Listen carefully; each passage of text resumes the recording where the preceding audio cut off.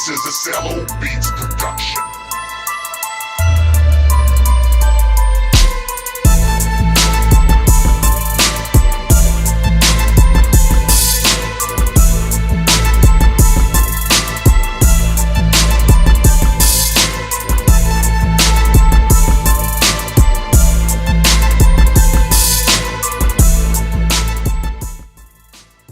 Hello dear viewers, my name's Nino and you're watching Nino's product reviews, as all the logos have probably told you so far. We're going to take a look at the new RGB backlit mechanical keyboard from Havit, the HV-KB366L. And this keyboard is their newest model. One of the interesting things about it is that it has a full metal body. So even as I lift this package right now, I feel it's fairly heavy, which I personally as always really like. To me that's like a sign of quality, weight. We have different backlights, anti-ghosting buttons, suspended key style design, etc. There's a lot of stuff here, but a cool feature right now is that we can lock the Windows key so that we don't accidentally press it. We've all done it, we've all been pulled out of a game and have had to pay some kind of price for that. So this is a great feature in my eyes. There was a time when I was always wondering, what do we need this stupid key for?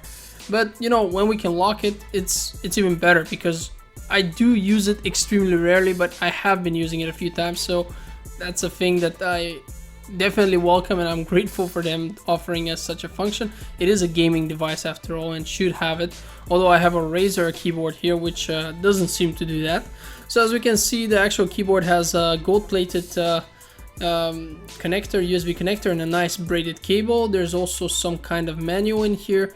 Although, as always, watching my videos will make this obsolete, because I'm going to show you most of the main things you can do with this keyboard. But it's always good to take a look at this manual and read it, just to be on the safe side, so that you know a few things. Maybe I will miss some. As you can see, English is available here. This is a keyboard with a UK layout, so it's if you're in the US, it's gonna look pretty much almost the same. I believe they're not quite identical. UK, I think there's just a few symbols that are in a different position, not quite sure, but in any case extremely similar. You could be able to work with this, but as far as I know, there's also a US layout, and others are still to come. This is a new model, so they just started it. And yeah, like I said, look, we have the aluminum frame, very nice, very heavy. The actual switches, and the switches actually are Otemo blue switches. Otemo is a brand name of the company Gaote. Now, if you're wondering what the hell, what's that mean? Are these cherries? No, they're not cherries. Cherry does make very nice switches, but they're not the only company to actually produce switches. Switches are being produced by many companies, and Gaote Corporation is one of them. And I gotta tell you that essentially Cherry has set the standard for switches, so everyone's following in their lead. So you could call all the other switches basically clones. That doesn't mean they're worse. They have extremely similar properties to such an extent that I can't tell the difference when I'm using, for example, these blue switches feel and behave and sound just like Cherry switches. So from that perspective, that's a good thing. If you don't know what a blue switch is all about, the blue switch is very good for typing. You have to press it only halfway down, you hear the click and the inputs given. So if you're really good at this and you learn to react to the click and not to press all the way, you will quickly notice that this is a very efficient way of typing. But now let's listen to what the keys sound like when you use the keyboard.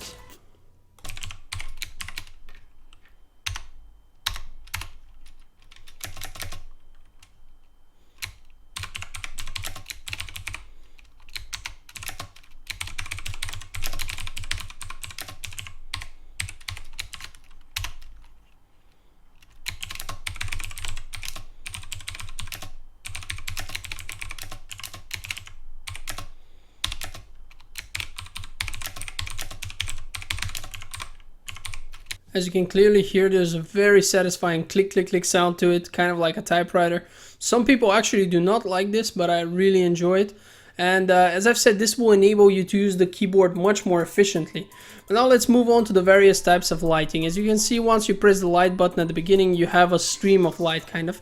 And you can press each of the directions left and right to change the direction of this light stream, of this light wave. Havit have their own expressions for this, but kind of don't think like they're fitting. If we press FN and light, you see that it's going to have a beating kind of effect. Now this is at first very slow, but you can press the up arrow and FN and down arrow to adjust the speed of that. So you can make the keyboard beat effect much faster or slower, just however you like it. And this is pretty much it. Of course, this is applicable to all other colors. Let's, for example, take the beating in blue color here. You will see, and I'll show you in a second how to change all the other modes. So we see we have green beating, so I can increase the speed a little bit. There we go. I can also decrease speeds on the go if I like, and of course I can make a beat really fast like that. So it's strictly a matter of taste. I really like how it does all these things. Most of the time what's going to happen is you're going to choose one mode and stick to it 99% of the time, but if you get bored, this is another option to work with. So it's definitely a great thing. Now first I'm going to show you the diodes. You cannot really see them, but the lighting of the buttons is really nice. I really appreciate it when we have a keyboard which has laser printed letters on it. That means that you can't just it's going to be much harder to wipe them away. If you have just drawn letters and numbers on it, extended usage will actually lead to them getting wiped away. So if I press FN and light again, you can see I have a blue keyboard, and then I can just press the light button, and first if I press FN and light again, as you see here, it's going to start beating again.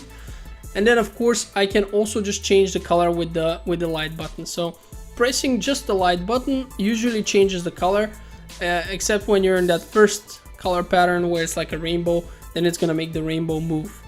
And pressing FN and light is going to change between the different types of lighting, which definitely adds to a lot of functionality just when it comes to the cosmetic part, to you just choosing what you like and whatnot. Here we have an interesting mode. Only parts of the keyboard will light up, segments of the keyboard will light up which you press. Now if you press multiple times, the segment will change color. So that's also a very interesting one, although this is one of my least favorite ones, since when you're doing nothing it doesn't really glow, and when you're doing something just a small part of it glows. It's a great thing that we have these options, it's just more, but at the same time I feel like that's not my kind of thing. I really like the rainbow, and I also like the green and the red, but all in all it's a great keyboard. If you want to buy it, there will be a link down there. And thanks for watching my video. I hope to see you in the next one. This is Nino signing off.